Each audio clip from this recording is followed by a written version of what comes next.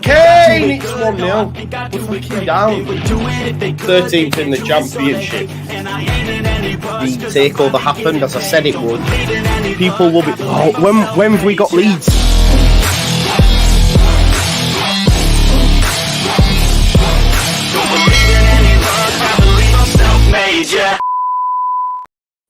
Now then, people, and welcome back to the Just Joe Football Show. I hope you are all doing well on this lovely Saturday evening. I hope you've enjoyed the football.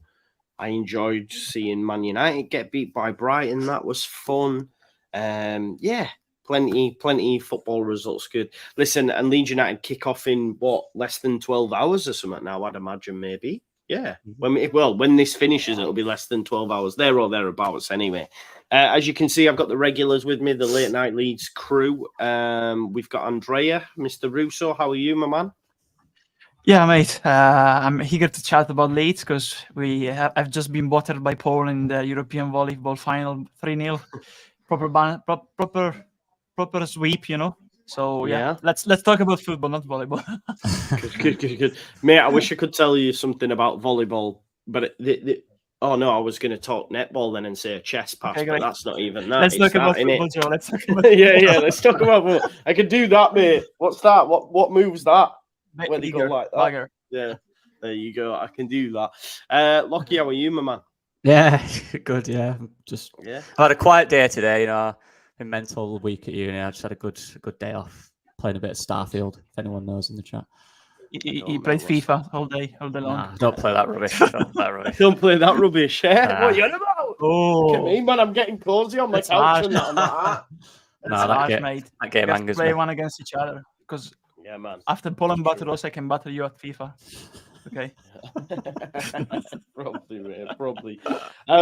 Listen, as you can see, folks, I'm still in the front room. Unfortunately, the roof is too wet, so they don't want to go up there and slip and slide, which is fair enough. I understand that. I don't want people getting hurt, falling off my roof, but hopefully it'll be sorted by next week.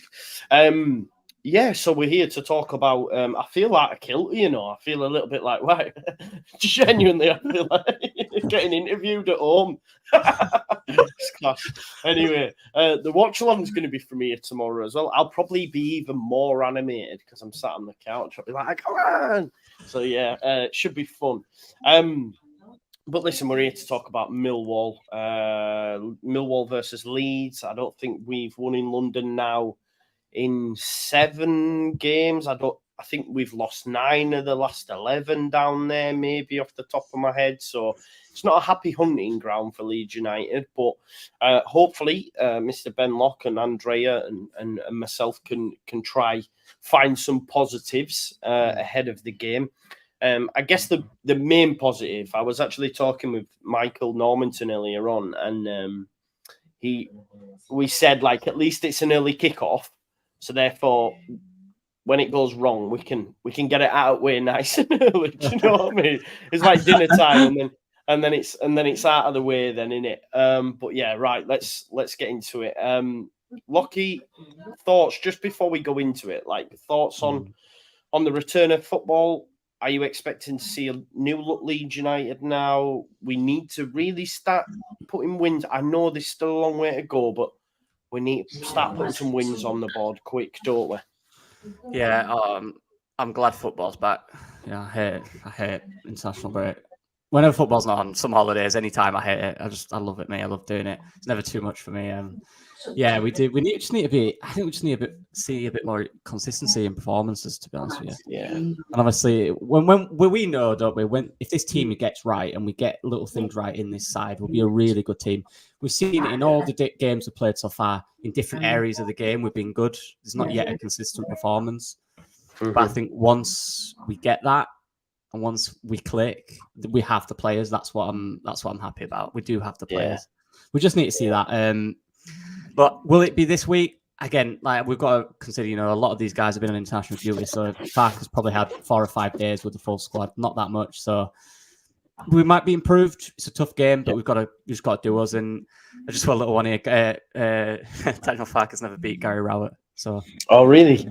Yeah. Oh, there you go. That's another one. 5 times not beaten. That's not another good. one to add to this. Yeah, it's not good, is it? I'll get that out of the way now. I'll get that out of the way. We only want the positive start blocking, not the bad ones. Exactly. Yeah, I'll get that out of the way. All right, that's gone now. Forget about that. Volleyball aside, mate, are you glad sports back and football's back, Andrea? Yeah, but yeah, I'm the only one probably enjoying the international break, because I really like it because it's different. You see nations playing one against each other, and yeah, I like it. Of course, it's different when the club football is back, because we have our team, and it's really different. But yeah, it's like you said, I think we need to step up now. I know that we had some players away on international duty, but the other ones stay at top patch and work with Faka. So I think that the system is they have time to work on the system, especially the new ones like Pyro, for example. And honestly, there's also the fact that we're playing against Millwall, not an easy place to go and play. No. I've just seen that because I heard what Michael said. I just went and checked that the last time we won there was 11 years ago in 2012.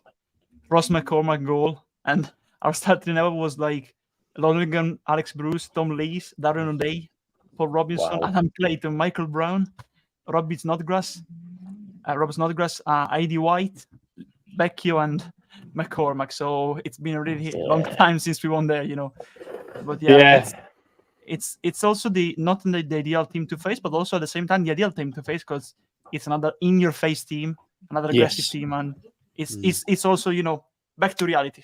It's almost like that, back to reality, back to the championship. Now we have to lock in, not lock in, but lock in. Yeah. Do you know what though? You've hit the nail on the head there with the back to reality chat, because that's true, man. Like, this is what the championship is all about, right? Before we go on to Millwall, let's just let's have a chat about Leeds United. So, Lockie, like in my head, during this international break, obviously there's been no Kamara, no Gruev, but I look at them and think, do you know what? They've got experience, so you can just plonk them in a team and they'll be totally fine. But some of the I think I've seen Tom from Focus on Leeds put together a thread on Twitter. I don't know if you caught that, and it was almost like Daniel Farke got them from back to front, and then when they got in the final third, it was like, right, you now work your magic. And I guess what this international break will have enabled them to do is maybe work together on them. Is it cohesion's the right word, I guess, in terms of knowing when Somerville's going to make that run, or knowing when, Nanto's going to peel inside. Do you know, all these sort of things that they can work on during the international break, that once it does click, I feel that we will start to be able to even break low block teams down. I'm hoping that's what's been happening anyway in the international break for Leeds. Yeah, that's the thing about a low block. It's not just us. It's any team in the world that is possession-based struggles to get past a low block. That's why teams do it. It's the hardest way to break a team down, because they've got 10 men behind the ball near the box. How do you break that down? And that's what, the top manager in the world have to deal with every week. And City in games, you watch them, they struggle to break a block down, but they have world-class players who can do stuff like that. It's a difficult thing to deal with, but you have to take risks. You have to be adaptive. You have to... What we did last game was we were too predictable in our movement. Like you said, there didn't seem to be enough freedom. And for me, when you have creative players in areas of the game, just let them be creative. That's why they are where they are. That's why they're professional footballers, because they were just creative. I think trying to overcoach some certain players in the final third will just leave you like that. And we were too. When Shackleton had the ball on that left side, there was nothing else there they could do. They had 2 or 3 guys around. There was no inlet. They had to go back and out and wide. We couldn't go through, and that's what we need to work on. Just the little movements and become a fluid team in the front four, because I'll get into this, but the Millwall side is actually fairly fluid. Their front four, their movement is good in the final third. And we'll have to watch for that when they get it. We just need that, because I said earlier, we have the players for it. We really do. Somerville and Nanto can destroy any defender in this league. I don't care who they are, what team, what Leicester are. I don't care. 1v1, on their day, we've seen him destroy Liverpool. You know what I mean? We've seen them destroy top defenders. We just need to get, and even you can have Rutter in there as well. We just need to get the cohesion right, like you said. Yeah, Bournemouth too. Yeah, we just need to get those little things right. Let's just be Have some creative freedom. Enjoy it. Don't see it as a chore in that final third. Just enjoy it. Yeah. You've got to realise now. Look, this isn't Premier League. These defenders are not as good. Their thinking isn't as quick. Their anticipation isn't as quick. Use that and be confident in front of goal, and we'll score loads this year. Yeah. No, I agree. Do you know what? This might be a wild take, right? But I was thinking over the last few days, right, about Somerville and thinking about what Nathan Teller did. And I think if Leeds United got cracking, I think he could end up being the top scorer. That's wild, isn't it? That's wild. But I don't know. I've just really, from a player that originally came through when I was a bit like, I was calling him Jan Perveda 2.0 way back when. I remember doing it. And, I was proved wrong. And to be honest, he's slowly becoming my most, favourite player to watch with the ball at his feet. So I think, hopefully I think what I liked as well, Andrea, is the fact that people like Somerville and Archie Gray as well didn't go away on international duty. That shows that they're, because out of all the wingers, right, if I'm being totally honest, the one that I thought that would kick up the most stick was Somerville, and it turns out that he hasn't, and he's not gone away on international duty. He's stayed. And hopefully, that's going to pay off dividends. We're going to see some real football played tomorrow, Paul. Yeah, I agree with you, especially because at the young age, we've seen the different attitude from various players in the past, also in recent weeks, at Leeds and in other clubs. And I really like the fact that look at that. There, it was just before you think. Harry Kane. That's how long ago it was. Wow. Yeah. Let's check. No, I have. Kane. They had Kane. Wow. Yeah, they had. How much that? and Andy Keogh up front. You're really one. Wow. Yanni Henderson. Yeah. There you go. Yeah. And now he's at Bayern Munich. How about that? Go on, mate. Flies, Sorry to cut you off. There's Sean Lowry too on the bench.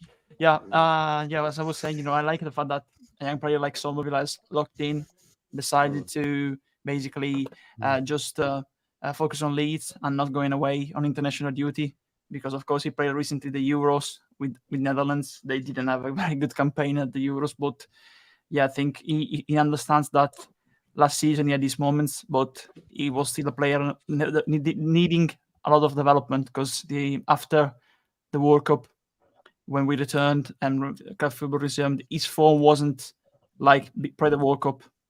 And when we scored, for example, in the winter, in the early winter, towards the end of 2022, and I think he understands that he needs a lot to develop. And I'm glad he didn't try to force a move. Yeah. Despite there were some people saying that he was trying to force a move, but that wasn't the reality. I want to say that because he needs to be reminded sometimes. And honestly, I think we should listen to, and I think he understands that of what Farke said in the press conference, the presser this week, that certain players, and he named some of the wingers, especially like Gerrard also, not just the wingers, also Gerrard, for example, Poveda, can play in the 10. And I think ultimately we'll see a lot of a Somerville in the 10 going forward, because for me, in the end, they will be Rotter or Piro up front as the number 9. And from tomorrow, I hope, really, we start with one of the two in the 9 and Somerville in the 10. I'd rather start with Anthony, honestly, because Somerville, for me, ultimately, as we see with Cardiff, that can be his position as an adaptive player. Because so far, all the players he tried in that position, Farke, all the players Farke tried in that position, I think Somerville was the best one to try to adapt to that position. Yeah, so I agree with you totally, 100%. Yeah. For me, Somerville is literally, and I mean, so close to being excellent for Leeds. So close. The areas he picks the ball in are dangerous. The way he drives is dangerous. All he needs to do is just find them, just half a second earlier, release the ball. That's it. Yeah. If he does that and continue his movement, like he will, like you said, he will be our talisman. He's honestly, he can be that good. He can. Yeah. Look, he can be. To make a comparison, of course, we made a lot of comparison to what Farke did in the past with other teams, but really, he can be adapted to the new Buendia type of player for me by Farke. moving a lot with a lot of free movement in the middle. Also, if you play Pyro or Rotor in the middle and you play Somerville on the right, it can be what we've seen from Simisterra, going towards the center and with a lot of free movement. I think Somerville can honestly also play in a position and with a certain task, certain instruction on the pitch, and in terms of movement, like Sinisterra did with Underfake, honestly, and he has a lot of potential. Yeah, he will have a lot of opportunities. It's up to him really to focus like he did during the international break to get those opportunities right, because he knows more than us that if he has a great season and we are back in the Premier League, he can shine in the Premier League too. Back to where he left before towards the end of 2022, and he can have maybe clubs high in a move for him, because ultimately we all know that loyalty is not in football anymore, and eventually the top players want to move, and unless we will play in European competition and transform into a new Newcastle, I think ultimately some certain players will want to move to top clubs in terms of European places and all of that, and it's not always the best solution for them, as we see with other players, like your I agree. Yeah, no, I agree with you, man. Just well, while we're on that as well, obviously you spoke about loyalty and stuff. Lockie, what did you make to Ilya Mellier's comments, obviously, in the Legion? I assume you'll have read them, heard them, I assume, over the last couple of days. It was really positive to hear him speaking like that, I felt. I read the thing, and then I actually watched the interview this afternoon. Yeah. I know a lot of people say it's PR and stuff, but in this, I think it genuinely felt real, the way he was speaking. When they asked him about how close you were to leaving, I didn't think they'd asked that on an official league podcast. And he said, look, he was honest. He said the situation. He said everyone always wants to go to the top. He does. He said that in the interview. He wants to play at the top level. But, he said why he didn't. He didn't feel he did well enough. Obviously, look, the right opportunity didn't come. We all know that as well. If it did, he would have gone. I like that he's not willing to take any opportunity. He wants the right ones. Other guys just took any. Yeah, and you're bang on the money, because he actually could have moved to Chelsea before he came to Leeds from Lorient, but he'd only broke into their team and thought, do you know what? It's probably going to be better for me to stay here and be number one for a bit. So that shows you, Lockie, the mentality of the lad. And as a goalkeeper, he's still so young. Like, let's be real. It could be 10 years before he reaches his prime. There's no rush for a goalkeeper. Like, I know football careers are short for a goalkeeper, though. He's basically like a 17-year-old, in terms of an outfield player. Yeah. Like, he's so young, and I like that, because we've seen. I'm sure he could have gone to a few French league sides, top tier sides. Even Bundesliga. Was it Celta Vigo that apparently put in? I saw that link. Yeah. In Spain. Yeah, there would have been a few, but like he said, he wants to go to the top, and he thinks. I've stayed a year in the Championship and doing that with Leeds. He clearly spoke to Daniel Farker and believes in the way he wants to play. He mentioned about playing out from the back. He loves it. He said that. And he smiled when he said it.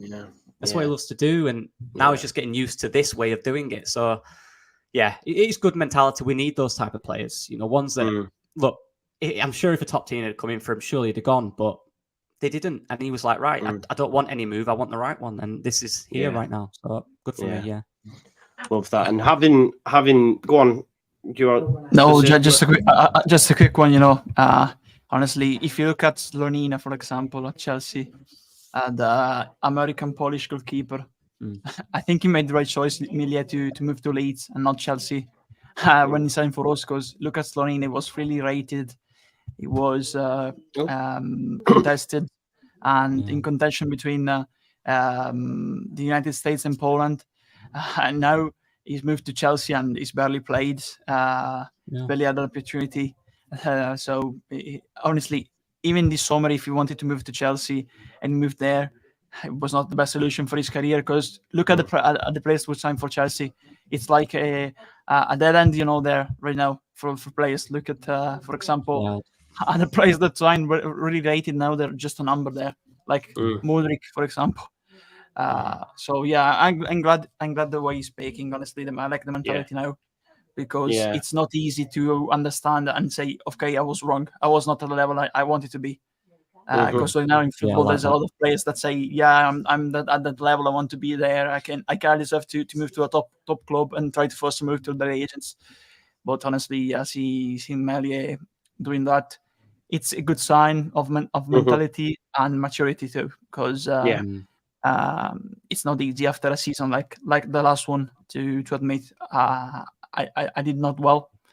I didn't play well, and now I want to stay and regain my confidence, regain my trust at Leeds, especially after, of course, the majority of fans, because of his performances, were pro dropping him.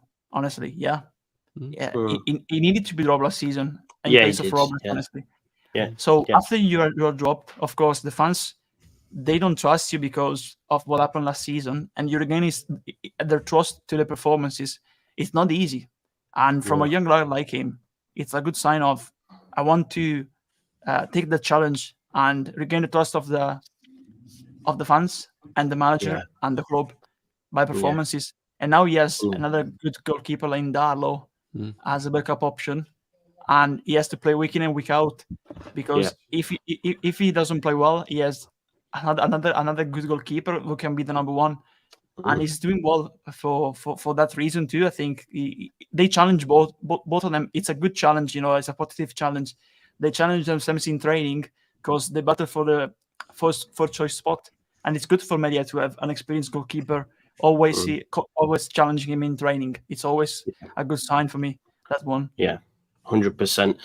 What I do just want to do as well, while I remember now, and I was meant to do it at the start, but my memory's like a sieve, to be fair. I just want to send our condolences to Jim Howson, who's a regular watcher of the show, regular interactor with everybody. I know everyone on this channel and other people on Twitter as well, because his dad sadly passed away this morning at the age of 72. Lifelong Leeds fan, regular goer to Ellen Road. They've got a stone and stuff like myself at the Billy Bremner statue and whatnot. So our condolences go out to Jim and to the Howson family. So big up to Colin as well. Rest in peace, my man. I just wanted to I meant to do it at the start, but honestly, my memory's like a sieve and I've got so much going on. But our thoughts are with you, Jim, if you're watching, pal. All right. Strong, Jimmy. We're with you. Yeah. In terms of play, we talk about mentality there. You mentioned on mentality before we go over to Millwall. Obviously, Jamie Shack. I think for me personally, a lot needs to be said about the lads' mentality in a positive way. And the reason I say that in a positive way is because obviously he got farmed off on loan last season. Probably felt that it's probably not a future for me here at the football club. He's come back to pre-season. He's clearly ran himself into the ground and got him and taken grasp of opportunities that on another season he might never well have got. If players don't go down injured, you don't get that opportunity. But to have the mentality to be ready to go when that opportunity does arise. I think Phil Hay did a piece. I don't know if there's actually talk of a contract extension, but I think he's got a year left. So I think that's why that was put out there. And then obviously there's been a lot of reaction to it. Yeah, there's been a lot of reaction to it, but some positive, some negative. So I just want to get your thoughts on it as well, because I think it's a smart move. He'll be on next to nothing. According to Copology, he's on 1,500 quid a week. 1,500, which ain't a lot. And normally they're bang on and they've verified it with the green tick. I mean, for me, he deserves more than that anyway, because 1,500 quid for a professional footballer that's put as many hard yards in as Jamie Shack. Give him some more fecking money, will you? But listen, we're not a charity, but I think he deserves it. 2-year deal, 3-year deal. What we're saying? How do you feel about it? Honestly, I think he deserves the renewal. I don't get it, but it's my opinion, of course. Other people are entitled to their opinion. It's a free world. It's a democracy. Yeah. But I think he's been one of the best players for us since the start of the season. Look at take some context in that. He like Joe said, he returned to the club, and everybody thought he was gonna leave because he had some opportunities at Millwall, but wasn't properly a regular in the starting 11 last season. So everybody thought, okay, he's not going to stay. He's probably going to move to a lower championship club or even a top League One club.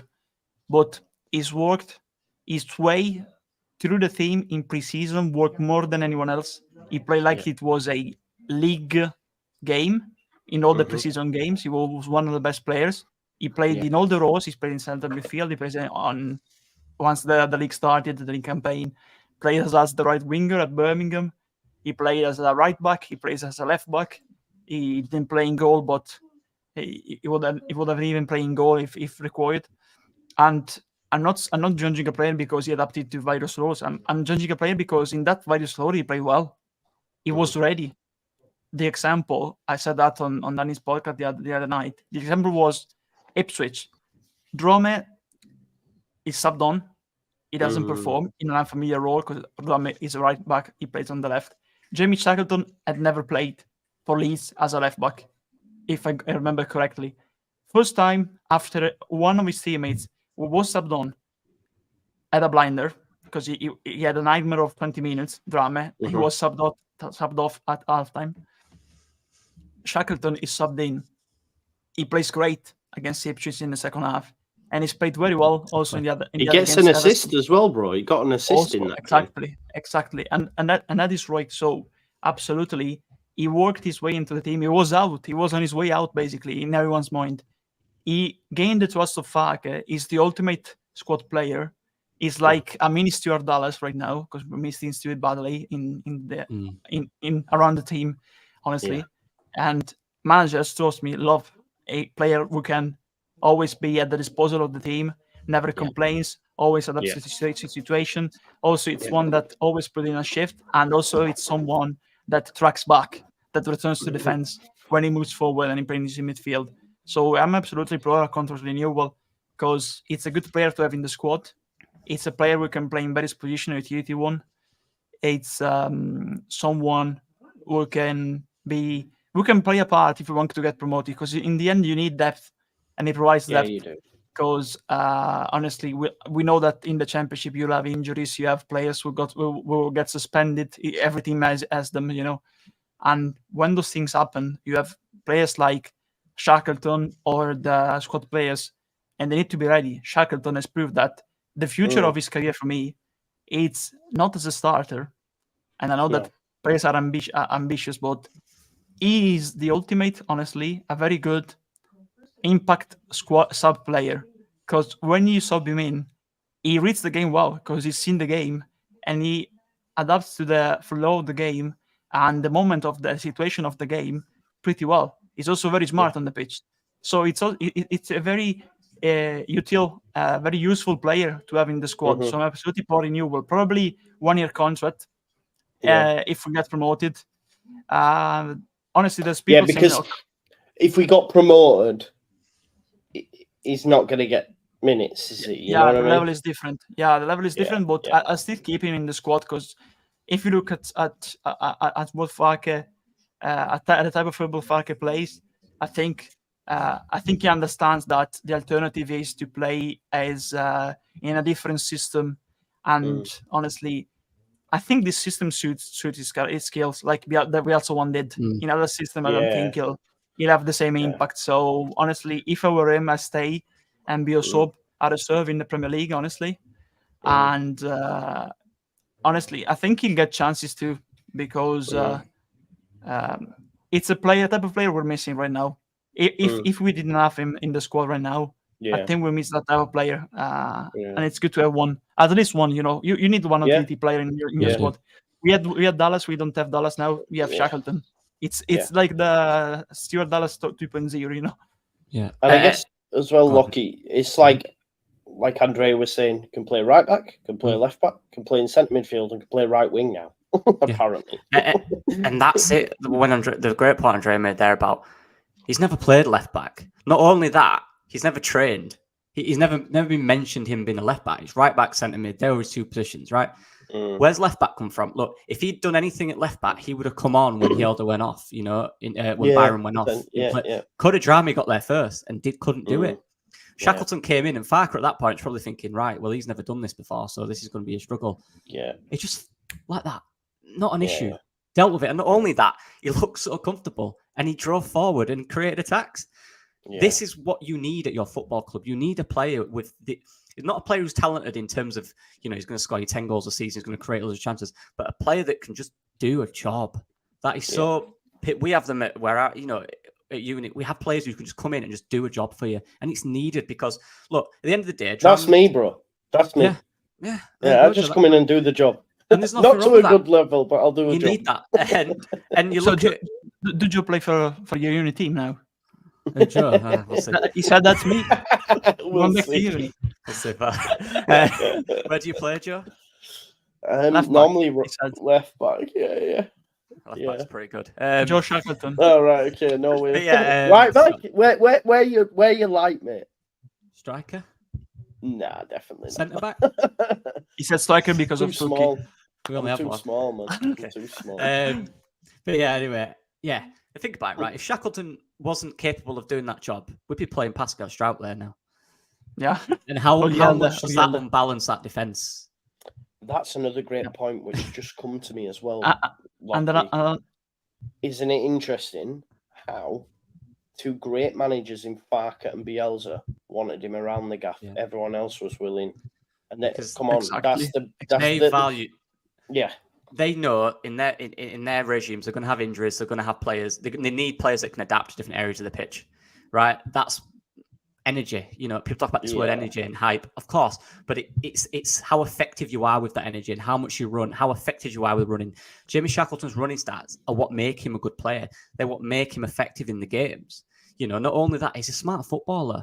The fact you can come into a left back where you've never played in your career and just slot in, it is a testament to the player. And I know people saying like, look, he's got 1 year left in his contract. So the alternative for James Shackleton's now, and he'll be sat there with his agent thinking, right, I can probably go to another championship side, maybe a lower end and start, or I can be a good squad player for Leeds United, the club I love, the club I'm from. Just had a baby as well. Just had a baby. Yeah, exactly. What I was gonna say, also on if you look at the off the pitch perspective too, I think about what me and Lucky said, I think he'll accept that role, because outside of the pitch, he's soon to become a dad. He's a local lad, so he wants to settle down in Yorkshire, of course, because he's having a baby, So his missus is from Yorkshire too, I think. So it's good for a player, like we've seen Darlow. He has a young family, and he wanted to stay near the north. He had the opportunity to go to Bournemouth, but he wanted to stay near his family, basically. And so I think he'd be eager to stay, honestly, and have the opportunity he's having now, a similar role to what the one he's playing now. Also to stay around his family, to stay around his hometown and his missus and his newborn, Yeah. And that's it. The options he'll have on the table at the end of the year for a contract will be championship teams, right? Let's be real. Yeah. He wants to stay he wants to be in the championship with the club he loves. He wants to take the club he loves back to the Premier League. That's what he wants to be part of. He doesn't want to be part of a middle of the table championship side playing potentially every week. He wants to be an effective squad player for a team going for promotion, which is the team he happens to love. And that's great for me. He's living the dream we all want. And not only that, he's got a manager now who believes in him and who likes him, who values him in the squad. And the player himself is performing well. There's no negative for me. I don't understand it. No. Look, like you said, we're talking about Premier League, but we're in the Championship. We might not get promoted this year. And if we don't, it's a good option for the squad again. And you'll have that. And that's what we need to focus on. We can't just be thinking, but what about the Premier League? Look, we're not there. We're 18th. We've got a lot to go to. So good deal for me. And like I said, it's not taking any financial worries, is it? It's not going to ruin PNF or whatever it's called, any of that stuff. We'll be absolutely fine. Yeah, exactly. Good deal for the club if it happens. I agree, mate. We'll switch over on to Millwall now and look into it. But Jack says, could we see Gruev play left back? After seeing him playing a back three on international duty, I genuinely would be better at left back than Gruev. CR, like the Bulgarians would say. Yeah, CR81. Go on, mate. Gruev was not happy with that. Did you hear his press conference? No, yeah, I've seen it, and he was really... When he was on the ball, good, but in terms of... We've lost Lockie there. He was probably trying to get together his Millwall stuff, and he'll be back. CR81 with the super chat. Thank you very much for your support. Tony says Millwall are under strength tomorrow. No captain, no left back, and no keeper. Well, Lockie, no doubt, when he does come back, will will be able to tell us all about him. Just get some more comments up while we do. Vega says, could do worse than a capable, motivated, humble, loyal Swiss Army knife as your 25th man. Get real. Every club needs their own Shacks. I think you can't say it better than that. I think he's hit the nail on the head there, hasn't he? That's perfect, Vega. Big up to you. Let's have a look what else has been said. Oh, Lockie's back with us now. It's his new haircut, man. He's aerodynamic, innit? That's what it is. He's shot around. There we go. Right, are we ready, Lockie? You're not going to lose you this time? I just misclicked while trying to get something up. I thought so. I thought you might have done. One sec, let me just find it. Right, we're here. Right, share the screen. We're ready, folks. Shax makes me randy, says Mortrig. Nice. There you go. Nice one. Nice. Let's go on over. Here we go.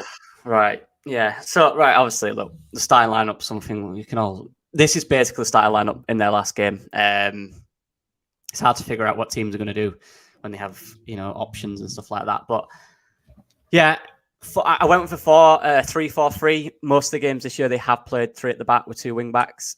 Bar when they played against Norwich, who played a 4-2-3-1, they also went man for man, which didn't end well for them.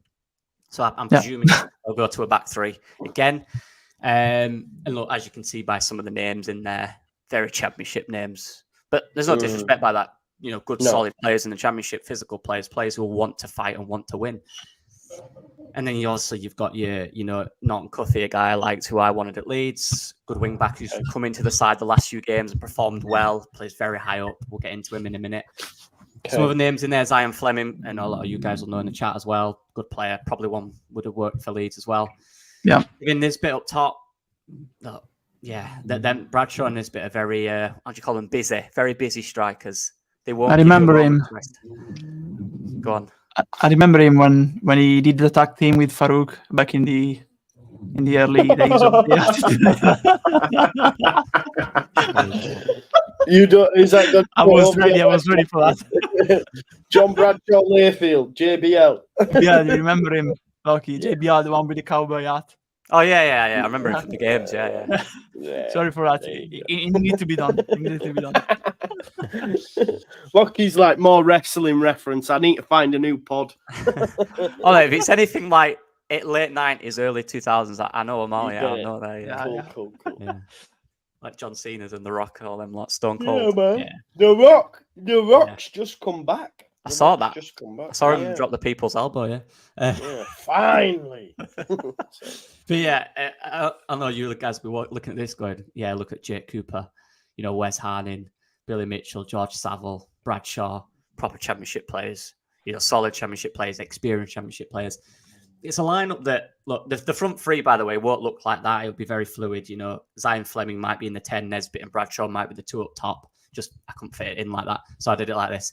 There'll be a lot of movement there. They play very narrow as a front 3. That is something that obviously the wing backs will try and exploit. So, and one big thing, Sean Hutchinson, who was their captain. Just to go back on Cooper as well, in terms of his attacking set pieces, is a massive, massive threat as well as Jake Cooper. So it's someone we need to be wary of.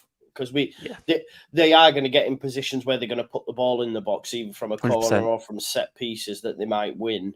That Jake Cooper's definitely one we need to watch out for sure. Absolutely, he's a very good player. He was linked to us, if you remember that. He was one of the names hanging around in towards the final stages of the window. But he's a leader. The only way for them is a proper leader. He embodies Millwall. Also the letter that they wrote to them to confirm he was staying. It's like a fan favorite. He's an aggressive player. He's tough, aerial balls, aggressive. So it's the embodiment of their type of team for me. So it's really a good defender, very good defender for me. Also, not just an aggressive one, but also good in terms of how he reads the game. Yeah. Dave says as well, who I think it's a Millwall fan, he says, Balkowski for Sarkic. Sarkic is injured. There you go then. So that's it's a doubt. Yeah, it's a doubt. There's a few doubts, isn't there? One thing I do know is Sean Hutchinson isn't playing. Who, if Dave is a Millwall fan, he was probably their best defender, I think, based on what I see on social media and obviously player ratings and stuff like that. I think he was their captain as well. Good player, another tall centre back who's dominant in the air. So he's out. Wes Harding will likely come in.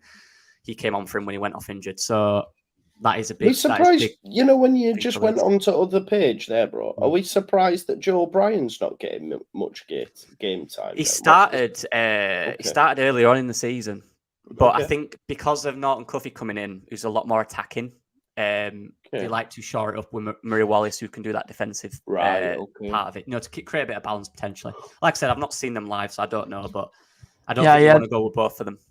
Yeah, those some physical problems, Joe. So I think it's also one of the reasons. Yeah, it's also a doubt like Sharkic tomorrow. Brian, we don't know if he's gonna play or not. It's a doubt for them. There's a few doubts because I know a lot of Leeds fans are stuck in like this time loop that when he went to Millwall, a lot of Leeds fans are going, "We should have gone for him. We should have gone for him." But like 3 seasons had passed since he was last good at Fulham or wherever it was. Do you know what I mean? It's a lots changed, hasn't it? Yeah, for sure. But yeah, I put Star next to Zion Fleming, but Kevin Nisbet is a good player as well. George Chavel's quite tidy on the ball. Bradshaw could be a nuisance. And Norton Cuffy will get forward a lot. So they have got some decent players. We have to be careful, and we'll get into the next bit now. But just quick one on the subs. I really like Eze, a young lad. He might come on and try and impact the game. Eberici. No, maybe another one. He's a good player, very good player. Both of these young lads here have done well when they've come off the bench this year. So we need to watch out for that. Obviously, some names we recognise. Longman there. Casper Dinore, who's come back from injury, I believe, Andre, you said? Yeah, he's back fit again. Yeah, Dave said that. Yeah, he's a good player. Very good player. Will impact the game when he comes on. Duncan Watmore, we all know of as well. George Honeyman at the bottom. So, yeah, that's their team. Dangers. This one was, again, I've not watched them live. It's quite difficult. But I think the obvious thing is their danger man. For me, especially from last season, I don't think he started so well this year, but Zion Fleming on his day is an outstanding championship player. What we need to do is just watch the fluidity of the movement. And if we look at these down here, look at this one. Look at the average position of the last 2 games. The front 3 there, very narrow. And this is representative of the movement off the ball. So this is what they'll do is, and you see 17 is Norton Cuffy. Look how high he is as an average position at the other side as well in the other game. These 3 always in this little loop here, always together. What they'll do is they'll win that ball high up and they'll just spread out and they'll create width. And then the front 4 will get straight to the edge of the box for anything in the box. So we have to watch out for that fluidity. If we lose the second ball, say Pascal Strout or Rodon lose those headers in there and don't win these balls in here, they will attack forward and they will attack with 4 or 5 players and they'll go for it. So we have to win those balls. That is vital in this game because otherwise that's where Millwall will come into it. They won't pass you around the park, but what they will do, they will put balls in effective areas for Bradshaw or Fleming and the other guys will just run off them. So we've got to be careful with that. And again, look, Norton Cuffy, they're right back, always high, always getting high up in attacking areas. Set pieces, Nisbet, I think he scored a free kick. I think he also came close with another one around the box. So we need to be careful with those. Obviously, we know about the height in defence. I put the front 3. I've just thought about that, the fluidity.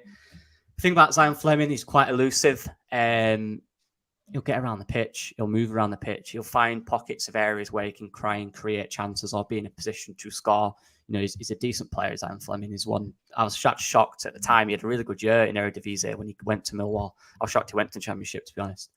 So that's what I kind of picked out. Obviously, Dave will let us know some more in there because I've not seen it. I've just seen, Fleming been really poor this season. He says Duffy good going forward, but leaves gaps at the back that Leeds could expose. There you go. That's nice one for that. Yeah, he has been poor. He's not been great, but it's the player in it. Yeah, all it takes is one performance for him to come out, and he's a good player on his day. Nisbet as well, and Bradshaw too to watch because they're decent players as well for sure. Form's temporary, class is permanent, exactly. Right? That's what they say. And it's a big game, innit?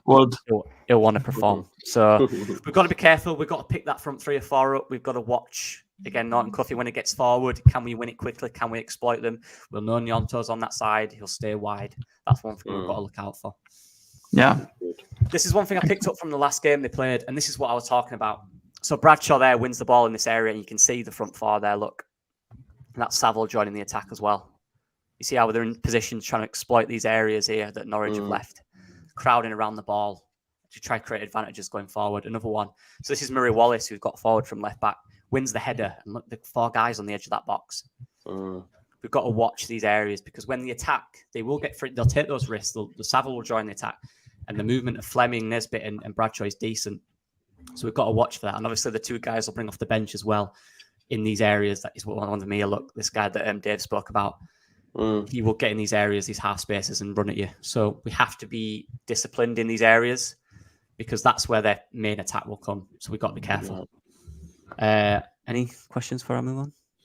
No,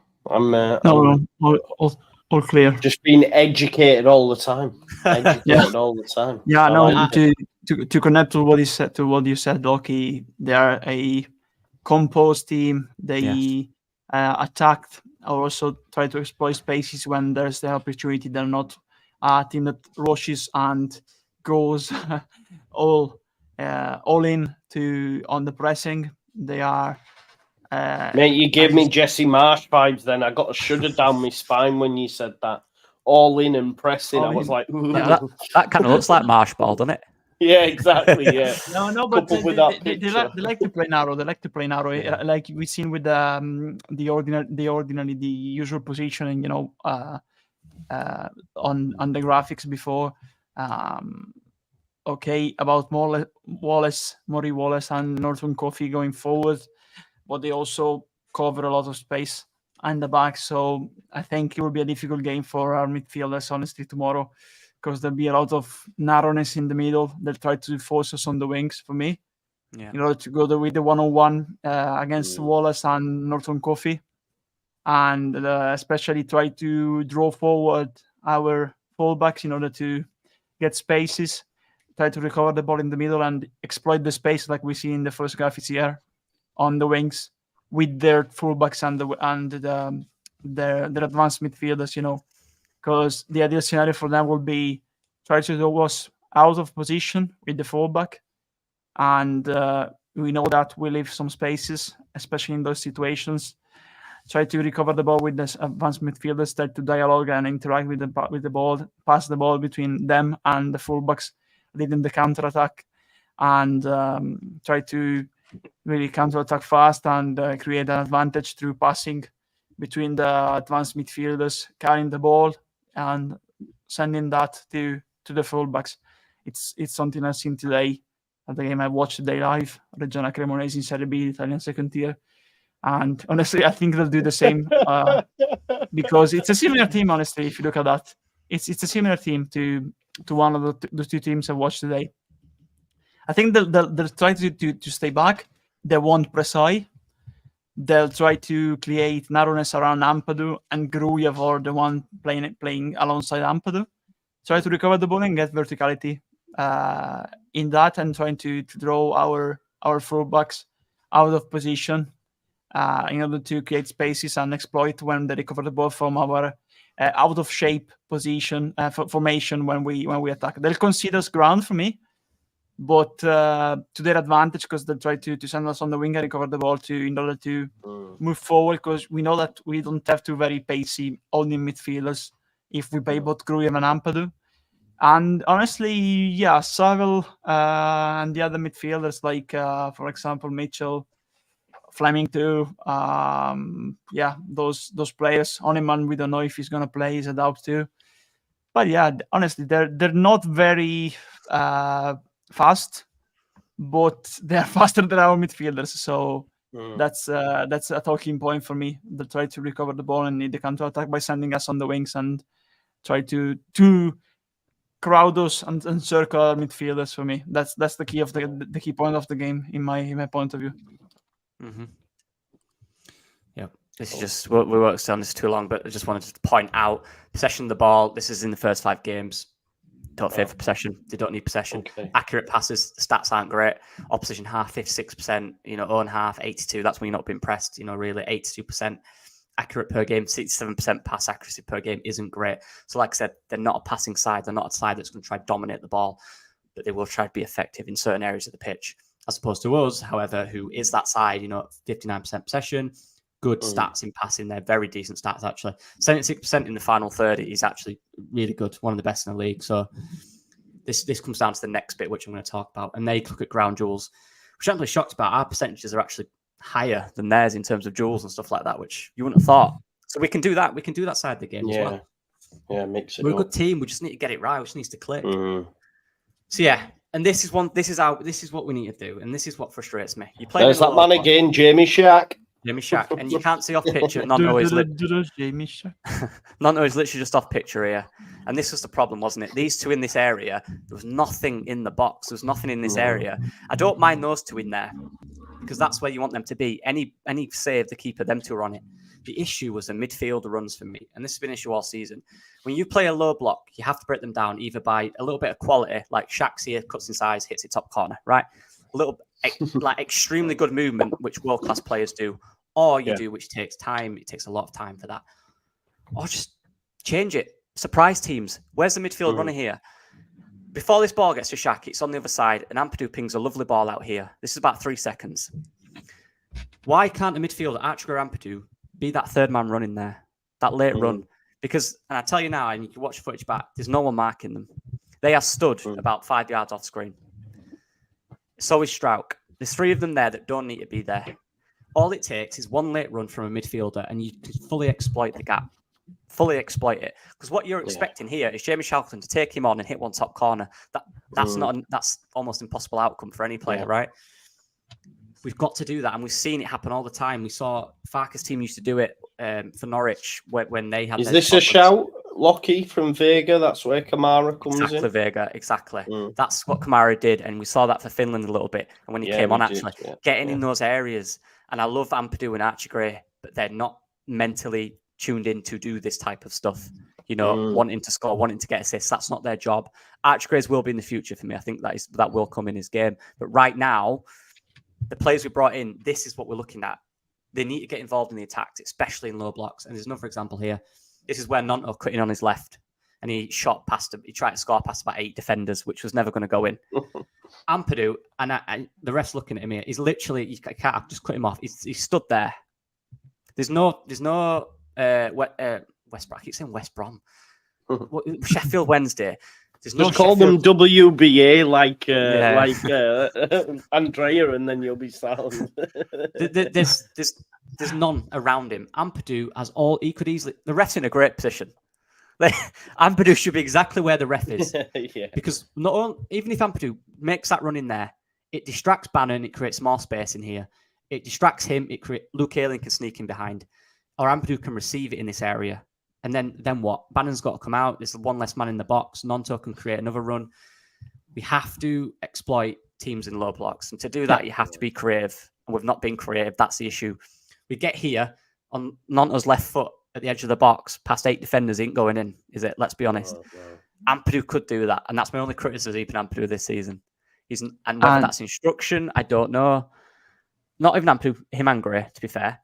We need these third man runs because the gaps are there. Because look at Lucky. No, the other thing, here we have a problem for me because I totally agree with what you say, but the only 2 players that can do that specific for that arrow are Gray and Kamara for me. Because Ampadu and Gray, they can do that. And also, we didn't have the personnel. That's right. Yeah, exactly. And also the thing I was going to say about Millwall forcing us on the wings, these 2 slides are the exact example of what they will try to do. They will try to force us on the wing. If you look at that, look at how many players we have in the final third. If we lose the ball here, they'll try to counter-attack massively with those 2. You see Bannon here and Bias, I think it was this one in Sheffield Wednesday. We are open. This is what they're trying to do. Because if they recover the ball here, you have Ampadu and let's say, for example, Gray. And then you have just Rodon and Strauch. It's 4 players. And we know that their midfielders are faster than Ampadu and probably Gruyev, not Gray. So they'll try to recover the ball and go with the counter-attack. I think that will be their game plan because they have 2 fullbacks that will move forward.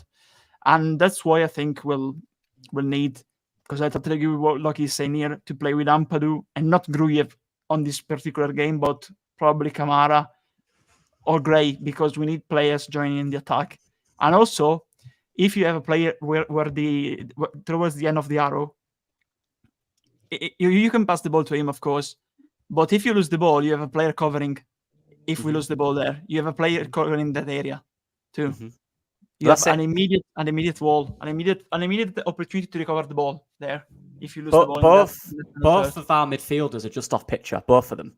And for me, both of them don't. This is their striker. They had, and you can watch the highlights back. They had 9 guys in the box. We had 4 or 5 back here. You can take that extra risk, take one up. 2v4 is fine. Do you know what I mean? We have to be progressive, and for me, there has to be a lot more from midfielders in these deep positions where we are to break lines, because yet we don't have the movement or necessarily the world-class players who can just break these down constantly. So we need more movement from midfield for me. And Kamara, potentially even Gray, if he can adapt into that role, are those guys that do that. Kamara especially, because he's really good in these tight areas. And I'll move on to the chances we missed last week. Yeah. People say we didn't create chances. No, yeah. Joe Perreault there at the edge of the box, last man, should be scoring that goal. Joe Perreault scores that in training 9 times out of 10. All right, a championship striker with 40 goals in 2 years should be scoring that goal. He didn't even get it on target. He dragged it wide. Rutter here, good save, but again, you've got to score that. Good save though. I can't deny it. He came up here, good save. Somerville. Well, he scored a tougher chance than that against bloody Ipswich, didn't he? And this is it. And Perreault scored loads of these, right? Yeah. But this was all last game, and on the eye, when you watched it, you're thinking we didn't create all, but we did. Look at these. That should be a goal there. That should be a goal. Somerville there. Again, the keeper saved it, but you've got to score that. And Jorginho's there, look, just showing all the space. And even Somerville here. The point about this one was it wasn't on target. We're not even test the keeper in this point. And look at all the goal that's there. Just pop it in this area, anywhere between the goal and the keeper and the post. And these are the chances we created last week. So we created 2 or 3 big chances to score goals, and we didn't. That was the issue. Clinical moments. They had 2 great chances too from those counter attacks to Sheffield Wednesday. We had more chances. We were clinical, but yeah, especially the one of Pyro was the great one for me. But like he's saying, we need to be cynical. We need to be clinical in front of goal. We need to move the ball quicker. We need to create chances, and also capitalize on that chances. Because if you look at the ball possession, we dominated the ball possession. But I think the 2 great opportunities in the second half were the 2-1 of Sheffield Wednesday. The one when Patterson misplaced the ball right in the central circle, and they had another good opportunity towards the end of the game. So it would have been mental to lose that game. It would have been typical Leeds to lose that game. And we need to look out for that, especially tomorrow, because honestly, Sheffield, the Millwall strikers and the front 4, like Lockie called them, are more clinical than the one of Wednesday, on Wednesday, Sheffield Wednesday. We've got to be in position as well. And this was a few minutes in the game, wasn't it? You take that, it's a completely different game. We win that comfortably. Yeah, 2 or 3 of these chances will go in. We've got to get that first. That's the thing, Fark. Everyone's speaking about it. That first goal. What are we like when we score that first goal? That's what everyone wants to know. Where did I hear that, bro? It was on the Square Ball podcast. Johnny Cooper did the stats, and he mentioned the fact that we have not been in front once yet. Now, how will Leeds United look when we do? How will we dominate games? Does that then mean teams are going to have to come on to us? And as he was saying it, and as you're saying it there, Lockie, I'm going, let's see if we get that early goal. Then what happens? Do you know what I mean? And then they have to come on to us. And then what does that leave in behind? Space for the wingers and attackers that we've got, Exactly. And I know on the eye, you thought we didn't create a lot of chances, but we did. Look at these. Like, this is the edge of the box, but Joe Perreault, there's no defenders in front of him. This guy's alongside of him. Joe Perreault usually finishes that. And we created 3 of these chances here before Sheffield Wednesday had any chance. So we've got to be clinical. We have to at least score 1 of these. And these all have to be on target, let's be honest. Two of these weren't even on target. These 2 were not on target. And arguably one of them tested the keeper, which is this one. This was Straheim and this was Straheim. Got to be better in those moments. Just to finish 100%. It off. How do you win? Usual stuff. Dominate the ball. Simple. That's what we're good at. Possession. Be more effective in the final third with that possession. Better man for man. That's what we've got to be. We've got to be better man for man. It's always about that battle in the Championship. Man for man battle, the areas battle, the centre mid battle. Stretch them and create gaps for attack. Like we saw in low blocks, Jorginho Rutter or Somerville, whoever does that role, just stretch them. Get them turning. They're big defenders. Good in the air. Don't get me wrong. Good in the tackle. They don't want to be turned. They don't want Somerville, Nanto, or Rutter running at them. They don't. That will cause them problems, and we've got to exploit that. Use our technical ability and physicality. When I say physicality, I mean our speed, agility, the stuff we're good at. We have the technical players. We have the good players to cause any team in this league problems. Let's be clinical. Let's use them. Let's be effective, and we'll win any game in the Championship. 100%. And let's have a look then now on how we will... Smile of back every time. Let's have a look now and see how or what lineup will help us go and do that. I took the liberty as we were going through with what I would class as first names on the team sheet in terms of Meslier, Strout, Rodon and Ampadu. And then I guess the rest for me is up for contention right now. So if we start right back. Now, we spoke about this in our WhatsApp group. I've got a feeling that we might see Spence tomorrow. Just because when I watched Daniel Farker in the presser, he said he's had some personal issues. He came back. He's had an issue with his knee. So it's a bit, touch and go. And then he went major doubt. And I don't know. It just almost felt a little bit off. And he was in the training videos. So do we see Spence starting, folks? Or should we go with Ayling just because of what Farker said? But I think it could be a bit of kidology, It was a weird situation because the way in which he said it at the start, didn't it?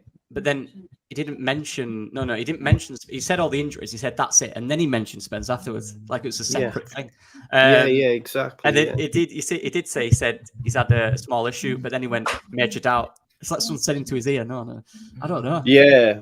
Honestly, I'm not sure if he's playing games or he just kind of forgot. It might have been so fresh, he might have forgotten. No, I think it'd come from training. I think.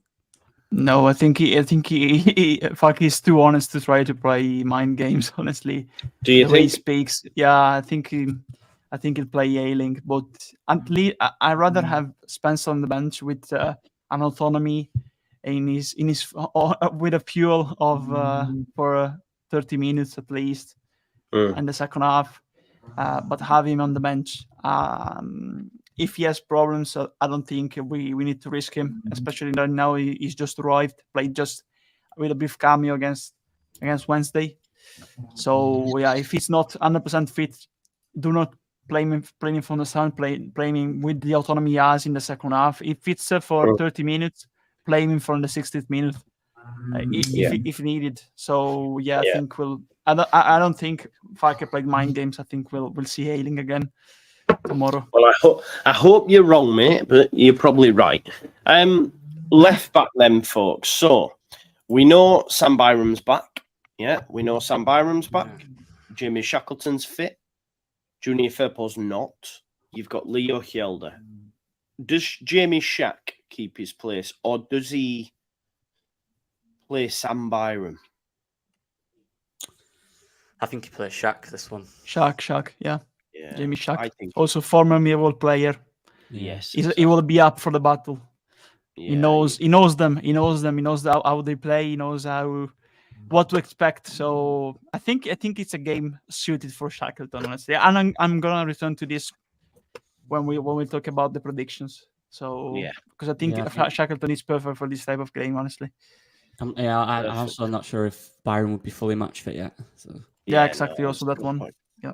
And I guess as well, let's say, for example, that Spence isn't fit, then Byram could easily come on at either side, couldn't he? You know what I mean? Yeah. So there's that as well.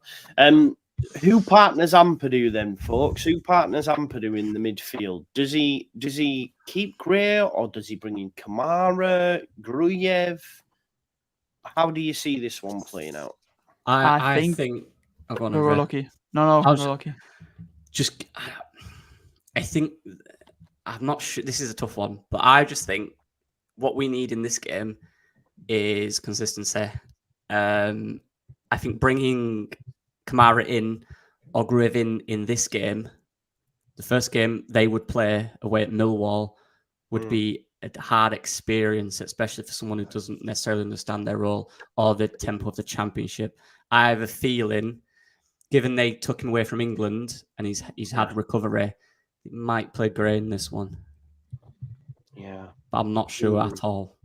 I'm not sure either, to be honest. I think it might. Go on, Lockie. Sorry, go on, Andrea. I think we need to play Kamara tomorrow because of the type of the game. I think we need a more holding one and one more able to box to box. Of course, Kamara is not ideal box to box, but it gives you more balance and more technicality, more technique from the back with the passing. It's also good to move in certain spaces to get the ball. You can move more forward than Ampadu, so especially after seeing also to what Lockie expressed, I think Kamara is suited for the job, and I'd rather play Ampadu and Kamara tomorrow with Gray and Gruev as the replacement. Gray replacement for Kamara and Gruev for Ampadu for me, just because of the type of game. Yeah, I was going to make the exact same point. I think Daniel Farker might say to him, "Look, we've got a game Wednesday night against Hull City. You know, we do, don't we? Yeah, you'll be used in that game. Yeah, let's get a bit of experience and like you were mentioning them runs as well, them third man runs. So I'm gonna lean on the side of Andrea as well. I think we might see Kamara in there, and then we could see Gruev and Gray on Wednesday night for all we know, couldn't we? So, are you happy with that, Locks? Yeah, I'm happy with any of them. Honestly, any of them three are good players. I'll be happy with any of them. Yeah, fine by me. There we go. So we'll go Ampadu and Kamara. Before we go to the 3, let's go to the 9. Who's Rutter up? Who is it? Does he start Pirro? Yeah, I think he does as well. Yeah, Pirro for me. Physical battle, near the player, we can hold up the ball, going up against physical players like Harding, like Jack Cooper especially, and for example Leonard. There's a lot of defenders who can play in that position there for them. So we don't know who's gonna start for them, especially with Hutchinson out of injured. But I think we need the more physical one and one who can do all the play, and 3 more versatile and attacking player who can, with pace, with creativity behind them, and we need a poacher, a finisher to finish off the opportunity that we'll have, especially going from the wing with crosses in the middle. So I go with Pirro. I think it would be a difficult game to start as a number 9 for Rutter for me. Yeah, 100%. He'll get eaten alive, I think. What do you reckon, Lockie? I think, without spoiling, I think it's the same front 4 as last game. I think it's going to change it at all. No, I think it's going to be exactly the same. I think he will. I hope he will. I think it's... We're going to have to... Right, let's give our front 4s and then we'll try work it out that way, right? Yeah. So I think it's going to be from left to right, Anthony, Somerville, Nonto, Pirro. Okay. That's what I think it'll be. Go on, Lockie. Nonto, Pirro, Rutter, Somerville. Okay. For me, Nonto on the left, Pirro 9, Somerville 10, and Anthony right. I don't think honestly, or you can interchange those two, the two, Nonto and Anthony. I think Rutter might come out. I don't think he does. I just look. I think Rutter is and this is my analyst opener. I like look, striking the ball, whatever. Look, he's got a great goal of the week, but his finishing against Sheffield Wednesday wasn't good. He wasn't. But against that low block, just the way in which this occasion eats him alive, though, Lockie. Yeah, I agree with Joe. I don't know. I'm with Joe because we've seen the 2 interchanging 9s with Pirro in the 10, working at Ipswich because we played against a team playing a similar style of football to us. But we've seen that it massively failed against Wednesday with a lot of narrowness. They couldn't interchange. And we ended up with Rutter drifting wide to try to get the ball. And with Pirro staying in the middle, but not going into the area, staying outside because he was playing in the 10. and it was up to Rutter to get into the area, but Rutter was constantly drifting wide towards the two wingers. So honestly, tomorrow, for me, I really hope he plays with a proper 9 and a more versatile number 10, especially because of what he said in the press conference. Somerville can play in the 10, Veda can play in the 10, Gallagher can play in the 10.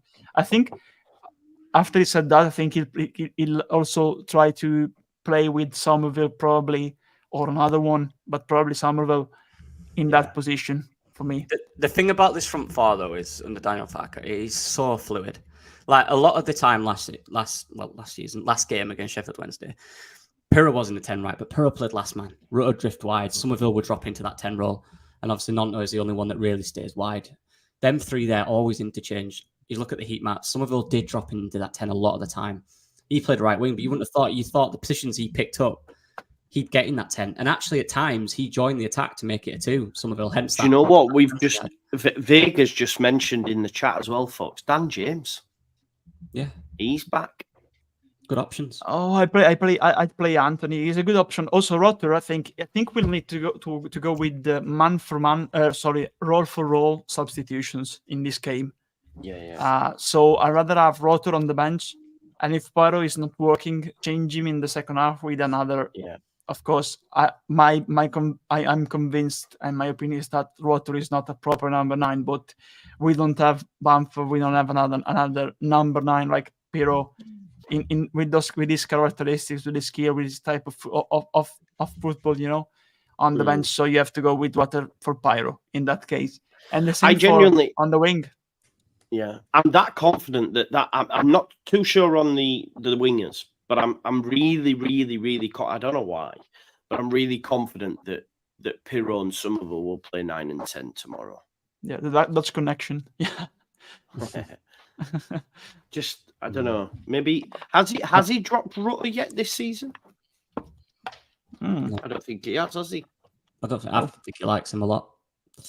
I don't know. Like there was some comments about obviously, and Rutter spoke about his interview today. He did with Leeds about his confidence and stuff like that.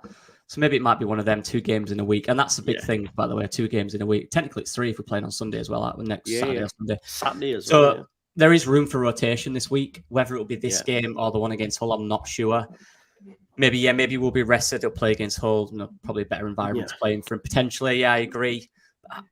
We don't know Farke yet. We don't know how loyally. If a team he has, Bielsa would never drop players, would it? That's so frustrating at times. When we all wanted Nketiah to get a few games, he just wouldn't play him.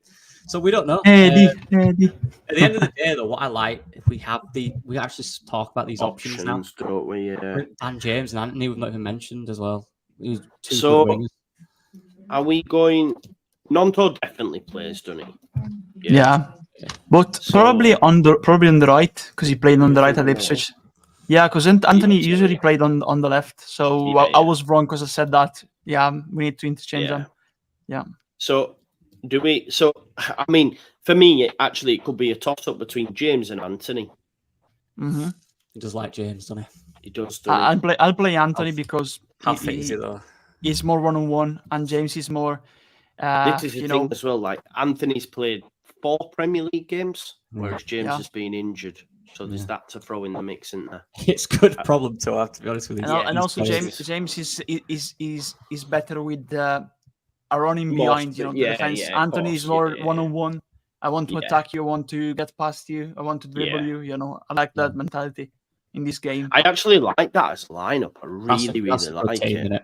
It's good very lineup. good team. You had Jet Spence in there as well. Yeah, exactly. And good bench options too. Yeah, Gurev as well. Good depth too. Yeah. What's the chat saying? Are we liking that team? Because I really, really like it. What I do just want to do is just check the poll as we come to the predictions, because I put a poll out before. 11% have gone for a Millwall win, 19% have gone for a draw, and 71% have gone for a Leeds United win. So with that in mind, let's give our predictions. I'll come to you, Andrea, because I know you wanted to mention Jamie Shack. Then so let's have a get round to prediction time. Okay, I think it'll be a draw, because I think we'll, and I won't rule that out as a better result. To be fair, honestly, difficult place to go, and honestly, it gives us confidence. In my point of view, we're not at our best yet. I think the team will get time, especially with the new players. Like I said, when you get players so late in the window, you need to glue them up. You need to make them understand the system, acclimate into the formation. So it will need a transition period, and unfortunately, that transition period should have occurred in August, but because of those clauses delaying all the transfer nuisance, it's happening now basically. So it will need some games for the team to get glued together and to get chemistry. So honestly, I think it'll be 1-1, 1-1. I think they scored first, Nisbet, and I think our equalizer will come with Jimmy Shack. Yeah, that'd be Shackleton, nice. Shackleton will score for me. That would be nice. Jim as well. We gave a shout out earlier on, buddy. I've just noticed you joined us in the chat. We're just sending our love and rest in peace, obviously, to Colin as well, my man. But thank you for being here. Thoughts are with you, broski. So right, for me, I did say 1-1 earlier in the week. However, there hasn't been a draw in this fixture in the last 3. I do agree with you, Andrea, that they will score first. However, I think we'll win the game. And I said in my preview that I did a couple of days ago, that's why I put Somerville on the preview. There's just something, honestly, it was like subliminal. All week it's been like, this guy's going to go mad. He's just going to start scoring goals. So I think we're going to get goals from Pirro and Somerville. And I think Leeds United are going to win the game 2-1. Over to you, Lockster. Oh, just want to say, shout out to you, Jim. And I tried to get Rutten and I was outnumbered, unfortunately. So it's not there. See, Millwall have they've scored 4, conceded 5. So they've got one of the worst attacks in terms of finishing in the league. One of them was a penalty, I believe. One was a free kick. Was it a penalty potential? I can't remember. One was from a throwing. Well, they didn't score directly, but created from a throwing. So they don't create a lot of open chances. It's actually a stat as well. You take the first game out of it. In the 4 games after that, they did not create one big chance. Leeds United step up. Yeah. Leeds that. It's a tough one.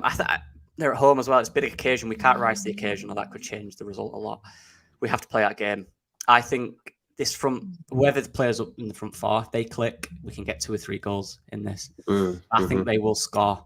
I'll go 2-1 Leeds. 2-1. 2 2-1s.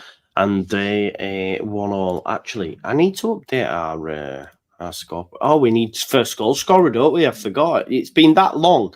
I forgot that we have our little league table. Let me just. No one is getting points apart from Loki, probably.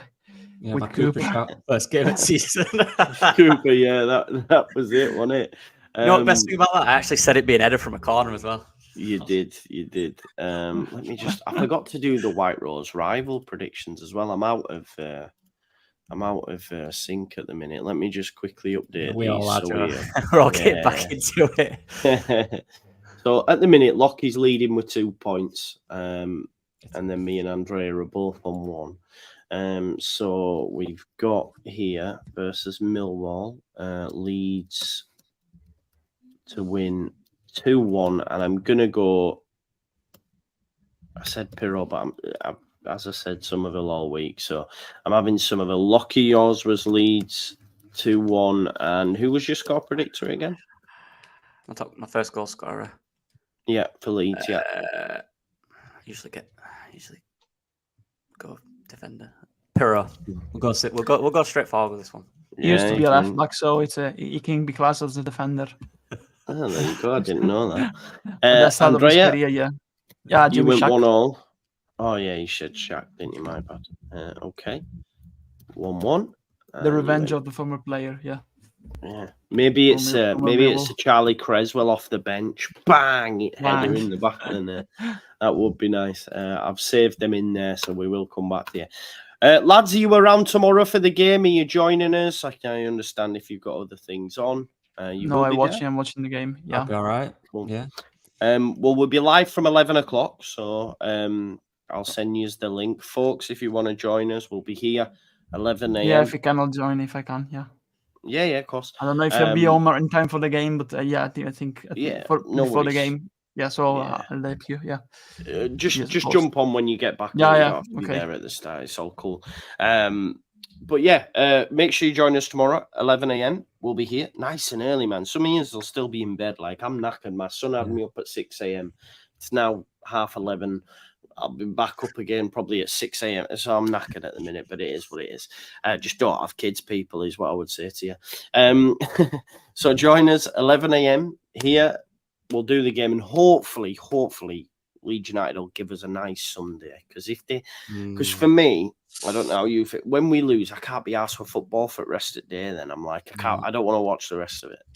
So yeah, we'll With see. the English one, when we lose, I don't watch. I struggle to watch other English games, so I have to switch to Italian ones because I they are watched Match of the Day 3 times last year. more slow, more calm.